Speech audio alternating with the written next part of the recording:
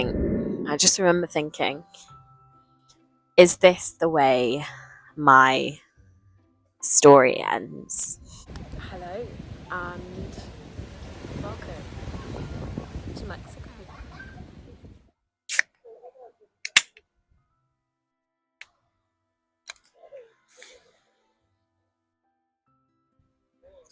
Hello and welcome to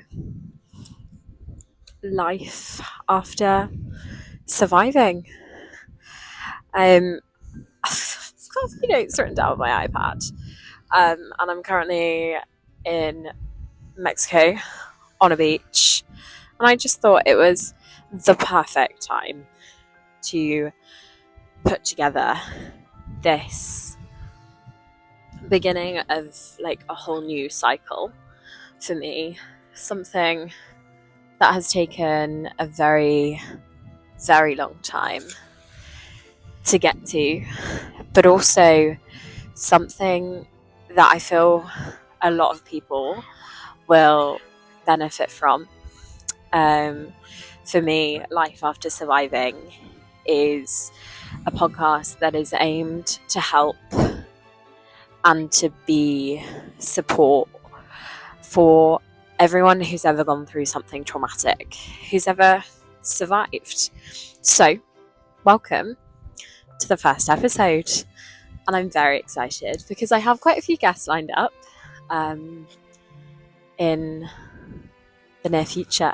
And welcome to Life After Surviving, the podcast where we explore what it really means to survive the unimaginable and how to thrive afterwards.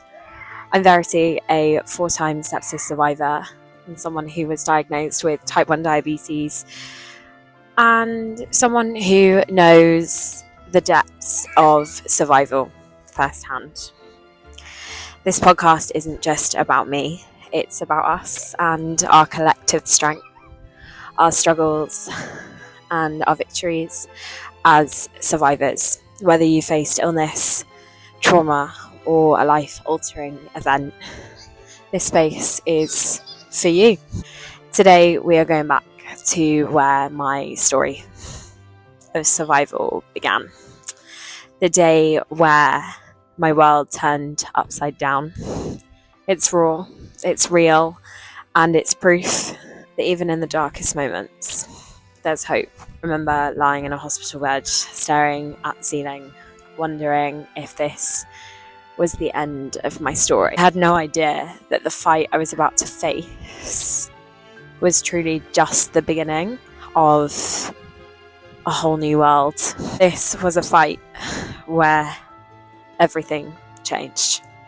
So let's start there. I've got my iPad because I wrote a few things down, things I don't want to miss, and things I just feel, deserve to be in here. My life before sepsis feels like a very distant memory. Back then, I was working in hospitality and I wasn't necessarily thriving. I feel that actually maybe, and I'll always say it, sepsis changed my life and it saved my life. And people don't understand when I say that. But what I mean is it allowed me to truly understand what it means to live. It was an ordinary day. I was with a friend of mine. We went to a Christmas market and I was driving home and I remember saying to her, my back really hurts. I remember starting to shiver and I said to my mum, I think we need to go to hospital. I went to one hospital and unfortunately they sent me home with period pain and they basically left me to die. And that's not me being dramatic. That is the truth. It had a slight fever, a slight ache in my body, a few shivers.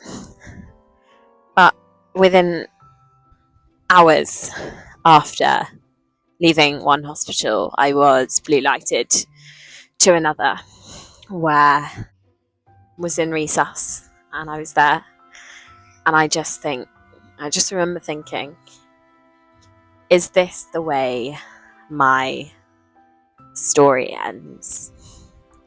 And in those moments, I realised how many regrets I had, how I didn't live, how I didn't understand what it meant to truly, truly live.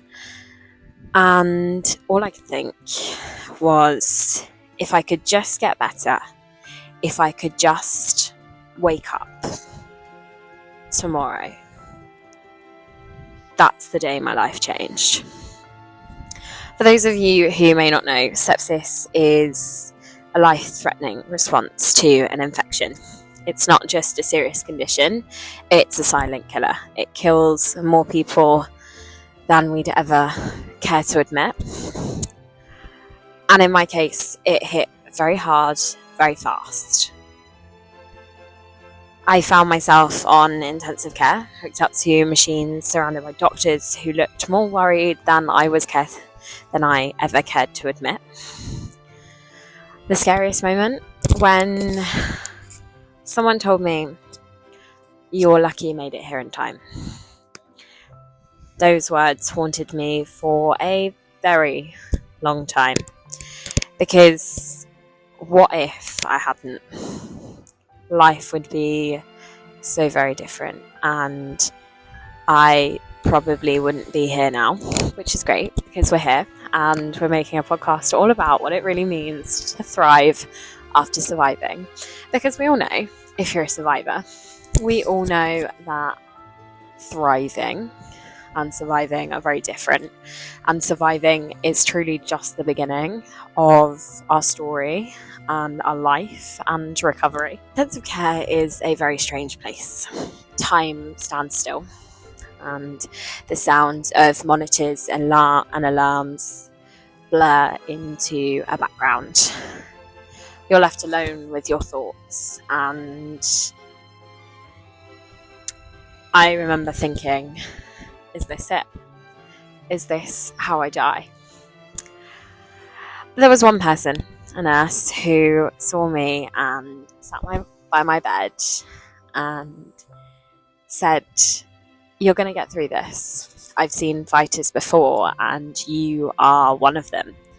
I didn't know what that meant, but in those moments, it meant that I had something to work towards, something to thrive for, and something to fight for. And that is where surviving starts, is you have to find your reason to fight.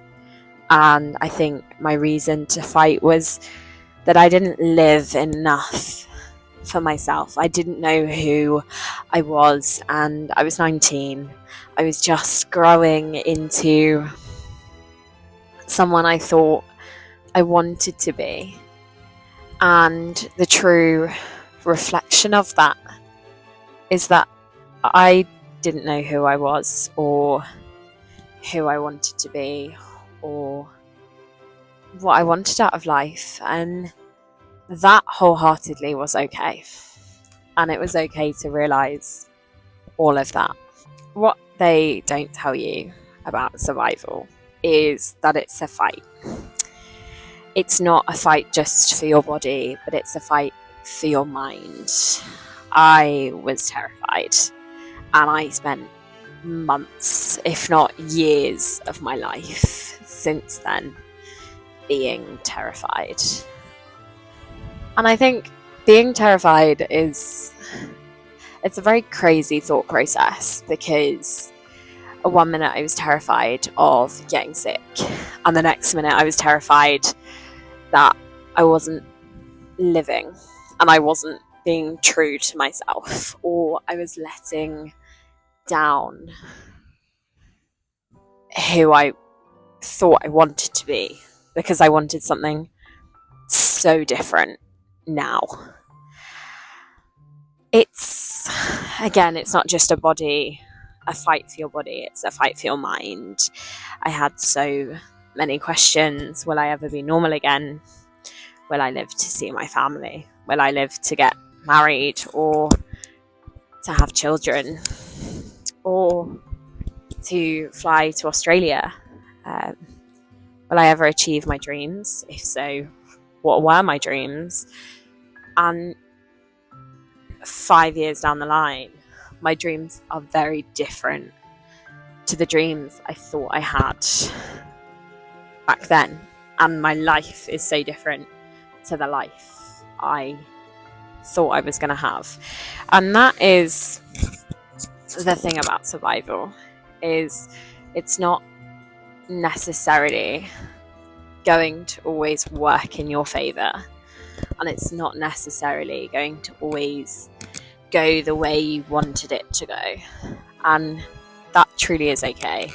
It's truly okay to be angry and frustrated and hurt and confused and happy and sad and content and not content and insecure but powerful, and all of those feelings all at once. It's this crazy world of hurricanes and thunderstorms and rainbows and sunshine, and it's like living in a world of pure imagination and pure distress at exactly the same time. And for a very long time I didn't understand it and I didn't get it, and now we're here. So if you are listening to this and you've been there before, you know what I'm talking about. Survival is messy and painful and filled with uncertainty, but it is so beautiful and powerful at exactly the same time. When you come home from surviving something like that, you're hit with this, what you believe should be relief. You know, it should be relief, but it necessarily isn't. You're filled with PTSD and trauma, and your life is never the same again. I went to bed all the time questioning whether I'd ever wake up again, whether I was just healthy enough to come home. I struggled with losing a sense of who I was and a sense of my purpose. I lost independence because I was so fearful of not being able to live, not being able to be alive. I was fearful of that. I was scared of that. But also I was scared that I would make the wrong move and my life would go topsy-turvy and it would throw a curveball. And it does, and it did, and life changes and things happen, and 6 months down the line I was sick again, and I spent a long time on intensive care in the height of COVID with a type 1 diabetes diagnosis that respectfully, once again, changed everything. I lost the innocence of my 20s, I lost the person I thought I was becoming, and the whole journey of survival and growth that I thought I'd gone through. I lost it all again. And it truly is this crazy experience that a lot of people don't understand. But those of you within this survival community, those of you who have been through that, whether it's a chronic condition, a life-threatening illness, whether it's trauma or a life-altering event, you know what it's like to feel all these feelings in this whirlwind of, it's like being on a roller coaster going round and round in circles, and you just want to get off and you can't. I was overwhelmed with the thought of, how do you process nearly losing your life and then being handed lifelong conditions with lifelong fears and phobias? How do you handle life alongside all these heavy emotions that necessarily you aren't taught to deal with. And necessarily they are scary and frustrating and heart-wrenching at exactly the same time. I couldn't even look at my reflection in the mirror without thinking of how truly broken I was, and without feeling broken and shattered and dead. Because although I didn't die on those occasions, and all the occasions after that, although I didn't die, something in me died that day. And that is the heartbreaking part of surviving, is that you didn't die, but something in you died that day. And there was the PTSD, the flashbacks of intensive care, COVID, sepsis, the fear, the beeping, the monitored. It all felt so real. At night, I would wake up gasping for breath, with my heart pounding, convinced I was dying, because it was a feeling I had felt for so long. If you have ever felt like survival came with its own scars, know that you're not alone. It's okay to feel like you're in the middle of the battle, even after you've technically won. Healing takes time, and it's not linear. Looking back now, I realise that survival isn't just about staying alive. It's about learning to live again, to rebuild, to learn to live on new terms, with new challenges, but also with a whole heap of new opportunities. Some days are hard, and there's beauty in those too. I found joy in small moments, like a good meal shared with loved ones, simply travelling the world and feeling the sun on my face. But most importantly, I found a purpose in sharing my story and creating this platform that I hope other people will feel. To anyone listening, your story matters, whether you are at the beginning of your survival journey or you're years into it. You're not alone. Together, we can find the meaning in the aftermath and in the chaos. In life, we all are gonna die once, but we also all have the ability to live every single day. Healing isn't linear, and it's not straightforward, and it's not easy, and we forget who we are and the person we want to become, and it really does shape us. And healing for me allowed me to fall in love with life, and life decided to love me back. So, for this very short and sweet episode, I would love to hear your stories. What have you survived? How did it change you? You can email me at lifeaftersurviving@gmail.com, or find us on social media. My personal social media is Verity Pits, and Life After Surviving is at Life After Surviving. Don't forget to subscribe, leave a review. It helps this podcast reach others who may need it. Next week, we will talk about the emotional toll of survival and how to begin rebuilding your life. Until then, remember, you're here, and that is worth celebrating.